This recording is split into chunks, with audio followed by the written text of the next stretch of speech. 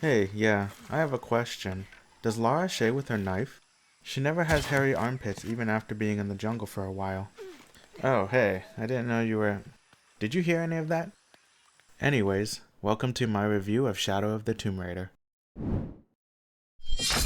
The Tomb Raider franchise has quite a storied history that spans from its first titular video game release in 1996, with plenty of sequels, spin-offs, comics, novels, and films to follow. Shadow of the Tomb Raider was released on the 12th of September 2018, and is the third entry in the reboot series that debuted in 2013, and is a direct sequel to Rise of the Tomb Raider released in 2015. You'll reprise your role as Lara Croft, an aristocrat turned archaeologist, explorer, and part-time angel of death. You have your usual suite of tools, equipments, and skills carried over from the previous titles. But you now also have the ability to rappel, which will allow you to safely descend from dangerous heights. You can live or fulfill some of your extreme expedition fantasies vicariously through Lara. The definitive edition of the game will give you access to unique skins, outfits, weapons, as well as a few more side quests and tombs. At the end of the video, I'll be providing a summary as well as my thoughts about playing the game to 100% completion. Shadow of the Tomb Raider has a great setting and an even better built world. The settlements in the rainforest are visually spectacular and a pleasure to traverse. The first village you enter is a great taste of things that await you on your journey. The rainforest is incredibly dense and teeming with wildlife and vegetation. The game maintains a high level of immersion through a lush environment aided by a minimalistic HUD. Character models have been updated and Lara looks more mature than she did in 2013, and she doesn't have a pointy chest like she did in the 90s, and that's a plus. Or maybe not, depending on what you like. The tombs are... What? What is this? Sorry. I don't know how that got in here. Where was I? Oh yes. The tombs are meticulously built and well constructed.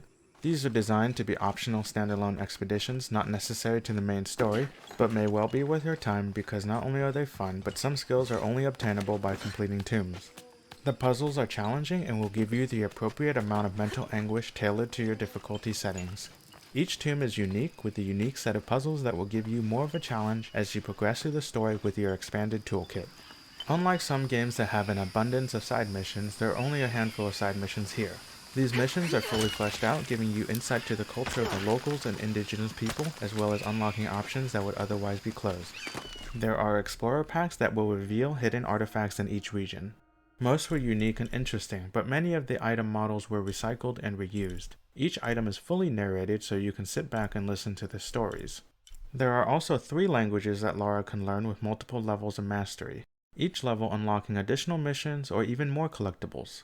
Missing collectibles along the way was not a problem as the fast travel system always put you within walking distance of any that escaped your grasp. Experienced players or veterans of the series may want to play on the hard difficulty called One with the Jungle, which can provide a great balance of challenge and reward. However, depending on your aptitude for puzzles or combat, you can tailor your experience by changing these settings anytime during the game, with easier difficulties providing more accessibility by providing audio hints through Lara, marked ledges, aim assist, and more highlighted items when using survival instincts. The controls are smooth, responsive, and precise, which make traversal through the dense South American rainforest very fun. I played on PC with the mouse and keyboard. Throughout your adventure, you can swing like Spider-Man, parkour like an assassin, and run like Amicia the Rune from A Plague Tale: Innocence in cinematic chase sequences. And while each of those respective games may do them better, they are still well executed here, and being able to experience all these traversal elements in a single game made playing Shadow of the Tomb Raider a very fulfilling experience. There are plenty of materials scattered throughout Peru, ranging from natural materials found in the wild to salvaged materials left over from humans. You can use these materials to upgrade your equipment, much like in the previous 2 entries. You'll also be able to find and buy new outfit designs that you can craft. Each outfit may give small bonuses such as hunter or gatherer perks, but it won't affect the game too much.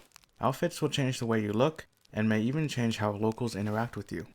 Combat is a mixture of stealth assassinations and projectile weaponry.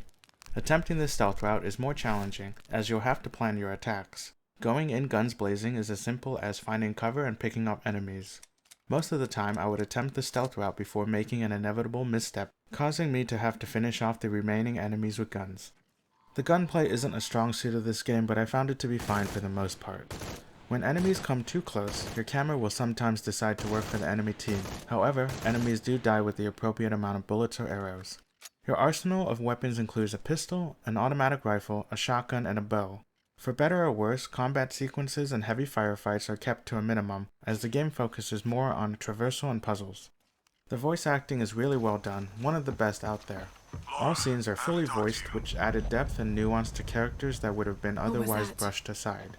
The locals by default will speak English, and perfectly at that, but you can change this in the menu so that they speak their native language. I found the music to be mostly forgettable, but I'm not saying the music was bad, it just didn't play a prominent role in my experience. During intense chases or firefights, you'll hear the beating of drums of war, but apart from this and Lara's dream played during her youth, I didn't find any music to be particularly memorable. The game, however, does provide you with a diverse soundscape, from the bustling chatter in the city to the rustling leaves and snapping twigs while walking through the dense rainforest. Things may be peaceful, but never boring. The game is very well optimized, but it wasn't completely free of some minor bugs. Sometimes Lara doesn't narrate some collectibles, or some short cutscenes like the one where I got my shotgun. Occasionally, some already collected collectibles will still be highlighted on my minimap marked as not found. One side quest bugged out on me by spawning 2 copies of the quest giver.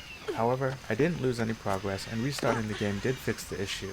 This didn't negatively affect my experience as the issues were very minor, but I'm just pointing it out in case you may come across them on PC like I did. The story is entertaining and follows Lara in her 3rd expedition. By now, Lara is a hardened fighter and a seasoned explorer in peak physical condition with the immune system she inherited from a horse. Her best friend Jonah is still by her side as she navigates perils beyond imagination. As you continue on your journey set in motion from 2013, you'll unravel the shroud that covers the events foretold by the native people, one that will inevitably intersect with your own path. The story is linear, scripted, fairly shallow, and there isn't any way to deviate from the main path, but it's compensated by good game pacing and voice acting. Some parts can be over the top, and if these are hurdles that bother you, then it may be a barrier that will prevent you from enjoying the game. The story will progress through a series of quests and tasks, and is fairly straightforward. Interacting with locals will not only give you a recount of recent events and provide lore, but may also unlock options otherwise normally hidden. You'll gain experience for just about everything you do. Discovering new areas, finding collectibles, hunting wildlife, and completing missions will help you level up and earn skill points that you can spend on a number of skills that will help you on your journey. The skill tree is divided into 3 distinct pathways that will improve certain aspects of Lara's already numerous abilities. Now we've come to the section where I talk about my experience. Is this game worth completing to 100%? Only you can answer that question, so of course it's up to you. The collectibles were not extremely difficult to obtain, nor was there an overwhelming amount of items. It's just a matter of being diligent. The collectibles provide lore and serve to fill small story gaps, but since the story is pretty self-contained and linear, the collectibles are not necessary to enjoy the game. For some, searching for hard-to-find collectibles can be a form of enjoyment in and of itself. However, I also use the collectibles as a means to explore the world, which is what I found enjoyable. If you like games such as Assassin's Creed, give this game a go. This will give you a taste of some of Mesoamerica's rich mythology. Aside from the middling combat and forgettable music, the visually stunning world, meticulously crafted tombs, puzzles, voice acting, progression, crafting, and collectibles were all well designed with an entertaining enough story to push you on through. The exploration, unique traversal gameplay, and puzzles were the highlights of the game, and if these are elements you enjoy, then this is an easy recommendation for me, as I found this game to be very immersive and fun. If you played and liked the previous 2 entries, then you'll most likely enjoy this game as well, as it doesn't change too many things. And if you haven't played them, then Tomb Raider from 2013 is a good place to start. Thank you so much for watching. If you played this game, what did you think? Which game was your favorite out of the Reboot series, or your favorite Tomb Raider of all time? Leave a comment below if you want to share your experience. Until next time, see ya.